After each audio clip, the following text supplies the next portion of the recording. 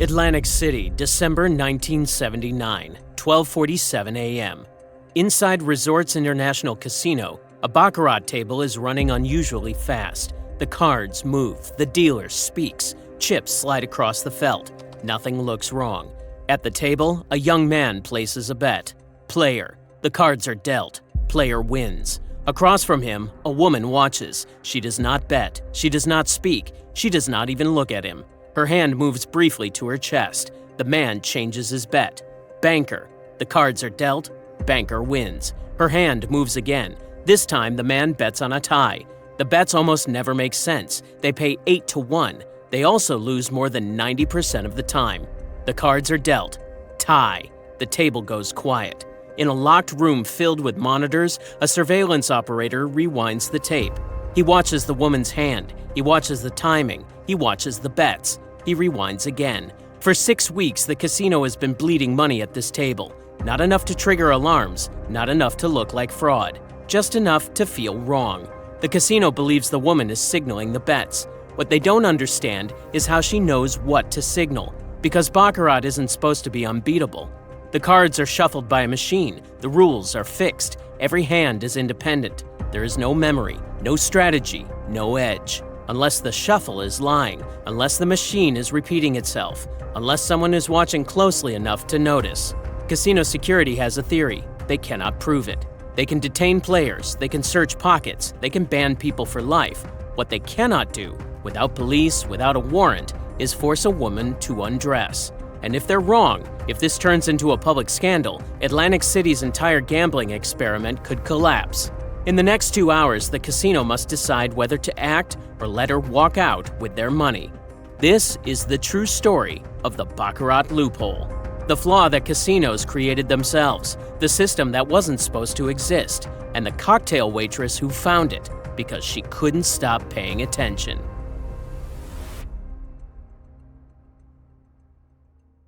"13 months earlier, May 26, 1978, the state of New Jersey legalizes casino gambling. The goal is simple. Atlantic City is dying, the boardwalk is rotting, hotels are closing. The city needs money, and gambling is supposed to provide it. Resorts International opens 30 days later. It is the first legal casino in America outside of Nevada. Opening day draws 40,000 people. The line stretches 6 blocks. Within 6 months, Resorts is generating $200 million in annual revenue. The casino floor operates 24 hours a day. State regulators watch everything. Nevada's casinos spent decades fighting their reputation for mob connections and rigged games. New Jersey is determined to be different. Every machine is tested.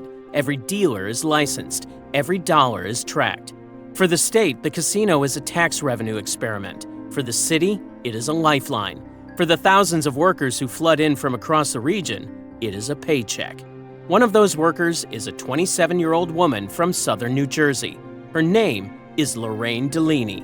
Lorraine starts at Resorts International in June 1978. She is hired as a cocktail waitress. The job pays minimum wage plus tips. The shifts are 12 hours. She works graveyard, midnight to noon.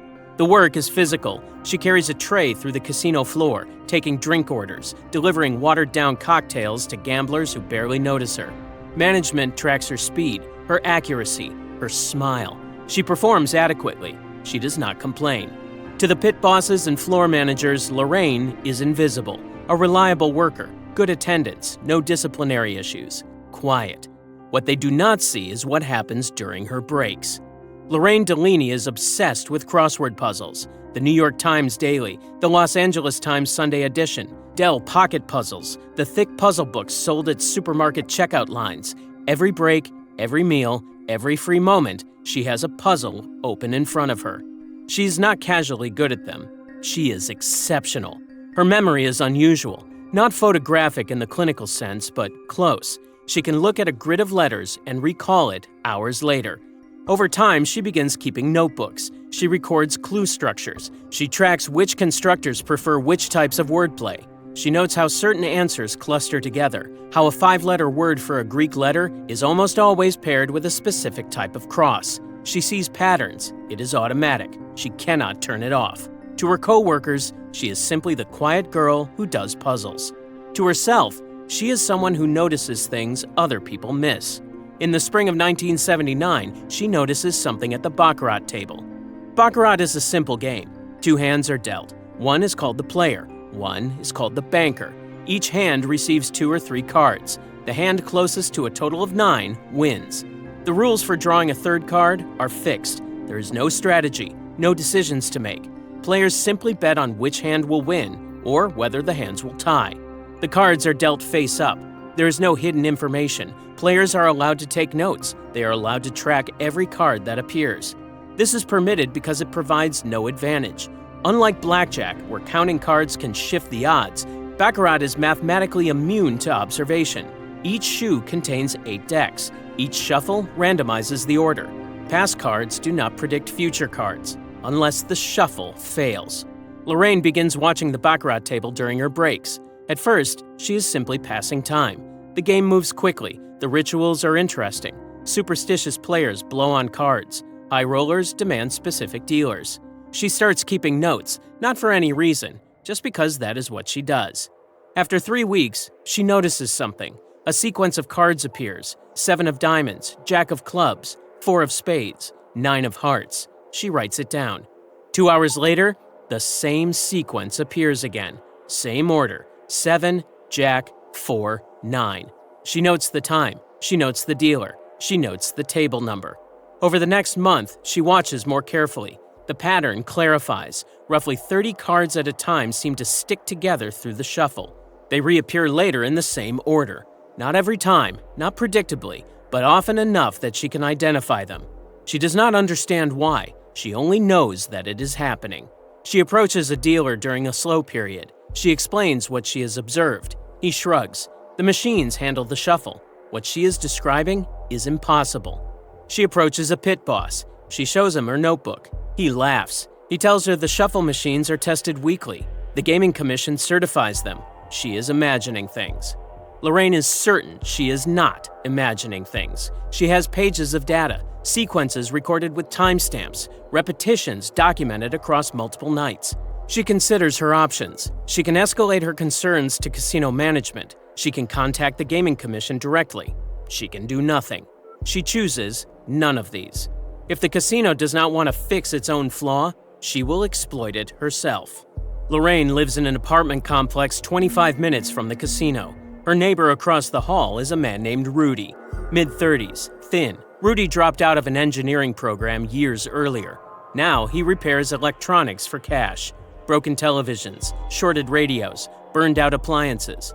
His apartment is filled with disassembled machines, tangles of wire, components sorted into coffee cans. Lorraine met him 6 months ago when her space heater stopped working. He fixed it in 20 minutes. He refused payment. They've been friendly ever since. She explains what she has observed, the card sequences, the repetitions, the timestamps. Rudy listens. He asks questions. What kind of shuffle machines does the casino use? She does not know the model, but she describes them. Automatic, mechanical, introduced in the last year. When do the repetitions occur? She checks her notes. Late night, after the casino clears out, and sometimes earlier during the busiest hours. Rudy considers. He asks more questions about staff behavior, shift changes, when dealers rotate, when machines are serviced. Together, they form a theory.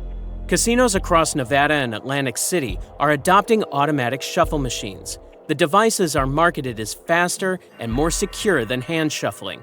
They eliminate human error. They combat card counting. They let casinos run more hands per hour. Resorts International uses these machines on their Baccarat tables. The game moves quickly. Speed matters. But speed creates a problem. During peak hours when the casino is crowded, floor managers instruct technicians to shorten the shuffle cycle. Faster shuffles mean more hands per hour. More hands mean more revenue. A full shuffle cycle randomizes the deck completely. A shortened cycle does not. Cards that enter the machine in a particular order exit in a similar order. Clumps of 30 or 40 cards stick together. And here is the critical detail. The shortened settings are not reset until the following morning. The machines continue running abbreviated cycles long after the casino empties out. During peak hours, the flaw is hard to spot. Too many players, too much noise. The loops pass unnoticed. During off-peak hours, the loops become visible. Fewer players, slower pace, time to observe, time to recognize when a sequence begins repeating. Time to bet. Rudy understands. He has one question. How do they communicate at the table without being seen? The problem is simple. Lorraine cannot place the bets herself. Casino employees are prohibited from gambling at their own property. Even off-duty, even out of uniform, she would be recognized, flagged, investigated. She needs a partner, someone to sit at the table and place bets based on her observations. But communication must be invisible. No eye contact, no hand signals, no whispered instructions. Security cameras cover every inch of the casino floor. Pit bosses watch for collusion. Any visible coordination between players triggers immediate scrutiny. Rudy proposes a solution. He builds a two-part wireless system. The transmitter is a small mechanical clicker, smaller than a cigarette lighter. He sews it into the fabric of one of Lorraine's bras, positioned just above her left breast. 2 coin cell batteries provide power. When she presses it, the device sends a short-range radio pulse. The receiver is a small vibrating element, similar to what would later be used in pagers. Rudy houses it in a fabric pouch designed to be strapped to the inside of a thigh or groin. When it receives a signal, it buzzes, brief, silent to anyone nearby. The code is simple. 1 click means bet on player. 2 clicks means bet on banker. 3 clicks means bet on tie. They test the system in Rudy's apartment. The signal is clear at 15 feet, 20 feet, 25. The vibration is strong enough to feel through clothing but produces no audible sound. Casino security in 1979 searches for marked cards, loaded dice, magnets, sleight of hand. They check pockets, they check sleeves, they check shoes. They do not search bras. They do not search groins. The system is ready. Summer 1975, a Wednesday. They choose this night deliberately. Midweek, shift change patterns favor them. Lorraine takes a seat at the Baccarat table. She orders a drink. She opens her notebook. Rudy arrives separately, sits at the opposite end of the table. They do not acknowledge each other. The casino is busy. Shuffle cycles are shortened. Lorraine watches, records, waits. The crowd thins. The first card loop appears. She recognizes the sequence from hours earlier. She knows what comes next. Her hand moves to her chest. 1 click. Rudy feels the buzz. He bets on player. The cards are dealt. Player wins. She clicks twice. He bets on banker. Banker wins. By the end of the night, $1,500. They leave separately. They do not speak until the next day. Week 2, $2,000. Week 3, $3,000. Week 4, $5,000. The rules they follow are strict. Only bet during confirmed loops. Never bet too large. Never react to wins. Never make eye contact. Leave separately. Split the proceeds 50-50. 3 months pass. Total take, over $25,000. Adjusted for inflation, more than $100,000 in today's money. For Lorraine, the money changes nothing visible. Same apartment, same shifts, same crossword puzzles. The difference is internal. She knows something the casino does not. For Rudy, the money is secondary. He's fascinated by the system itself, the elegance of exploiting a machine's weakness with another machine. The casino notices nothing. Baccarat tables run at a loss sometimes. Variance is normal. Luck streaks happen. One waitress being present during losses is not a pattern anyone tracks. By the end of summer, $50,000 total. The system appears foolproof. It is not. Fall 1979, a quiet Tuesday night. Lorraine steps away during a shuffle. Restroom break, 2 minutes. At the table, the young dealer fumbles. Cards slip from his hand. He restacks them in a different order. Lorraine returns. She does not know what happened. Later, a loop appears. She recognizes it. She signals. The first 2 bets win. Luck or pattern, unclear. They are betting larger now. Confidence has grown. The 3rd bet, Lorraine signals banker. Rudy bets $3,000. Player wins. The 4th bet, she signals player. He bets $2,500. Banker wins. Total loss, $6,000 in 20 minutes. The sequence she recognized was no longer the sequence in the deck. The next morning, Lorraine at Rudy's door. Rudy is done. The loss spooked him. His reasoning is simple. The technical challenge was interesting. The money was nice. The risk is now real. He will maintain the devices. He will answer questions. He will not return to the casino floor. Lorraine understands. She does not argue. The problem is immediate. She needs a new partner. The constraint is trust. In Atlantic City, trust is scarce. There is one person, a friend from outside the casino, a bartender named Kevin. Kevin works at a bar 3 blocks from Resorts International. He is 24 years old, college educated, from a comfortable family in northern New Jersey. Lorraine approaches him one evening. She explains the system. She shows him the device. Kevin's questions are sharp. He understands quickly. His concern is legal exposure. What exactly are they doing wrong? Lorraine's answer is careful. Nothing. Observing publicly available information, taking notes, which the casino permits, betting based on those observations. The signaling device is unusual, but possessing a radio transmitter is not illegal. Kevin considers. He is in. The first night, flawless. The system works. He follows instructions precisely, responds to the signals, bets within limits, shows no reaction to wins. The second night, same result. The third night, Kevin makes a decision. Third night with Kevin. The loop appears. Lorraine signals. The first bets proceed normally. Player, banker, player. Kevin wins each time. Then, 3 clicks. A tie bet. Tie bets pay 8 to 1. Higher risk, higher reward. The system calls for moderate bets on ties, a few $100s at most. Kevin bets everything on the table, every chip he has, nearly $1,400. The cards are dealt. Tie. Payout, $11,200. Kevin does not flinch. He stacks his chips, continues playing as if nothing happened. Lorraine's hand freezes near her chest. This is not the system. This is not the plan.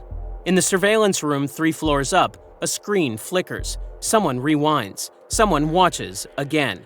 A man betting perfectly on a tie. The odds against a correct tie prediction are roughly 9 to 1. The odds against betting everything you have on it are incalculable. The camera finds Lorraine. Freeze frame. She is adjusting her bra strap. The footage goes into a file. The file gets a name. Lorraine does not know this. She leaves the casino furious. The next week, arguments. Lorraine explains why the rules exist. Small bets avoid attention. Consistent behavior avoids scrutiny. One large win on a long-shot bet creates exactly the kind of anomaly that surveillance teams are trained to detect. Kevin defends his decision. He won. The system worked. What is the problem? Lorraine tries to explain. Winning is not the point. Not getting caught is the point. The money means nothing if they cannot spend it. Kevin agrees to follow the rules going forward. He does not fully understand why she is upset. What neither of them knows, Resorts International has already begun building a case. The casino hires outside help, a surveillance consultant with experience in Las Vegas. His job is straightforward. Review the footage, identify the method, build a case. He watches the wins, notes the timing, sees the pattern, the bra strap adjustment. Every time, seconds before a winning bet. He forms a theory, short-range radio signal, transmitter concealed on her body, receiver concealed on his. But the theory alone is not enough. He needs to understand what information she is transmitting, how she knows which bets will win. He examines the shuffle machines, runs tests, measures output sequences against input sequences. He finds the flaw. The shortened shuffle cycles, the card clumps that persist, the predictable sequences. His recommendation to management is immediate. Replace the shuffle machines, all of them. Industry-wide alert. But not the one at Lorraine's usual table. That one stays. Resorts wants to catch her in the act. They want proof. They want to make an example. Lorraine does not know. She sees only that the system still works. December 1979. She decides to return. Lorraine and Kevin return on a night off. Not a work night. Less obvious. She sits at her usual table, opens her notebook. She plays a full loop without signaling, testing, confirming the pattern still exists. It does. She waits for the next loop. It arrives past midnight. She signals. Kevin bets. Player wins. She signals. Kevin bets. Banker wins. She signals.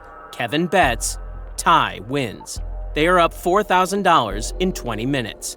Then, a hand on her shoulder, a hand on Kevin's. Security, 2 men each. The table goes quiet. Other players watch. Lorraine and Kevin are escorted off the floor.